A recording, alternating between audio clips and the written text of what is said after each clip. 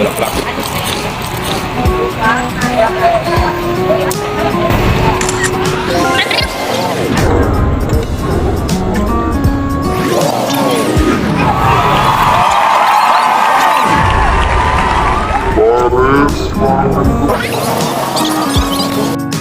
Yehey! Magandang hapon sa inyo lahat. So, eto nga, no, nagpunta kami sa may Caloocan. This is somewhere in the rotonda ng Caloocan. So, galing kami ng Bulacan. So, nagutom kami. So, naisipan namin na huminto dito sa sikat na kainan ng Lugaw Mami sa may circle ng Caloocan. So, dito lang yan sa may kanto, bandang left side, papunta ng EDSA. So, bago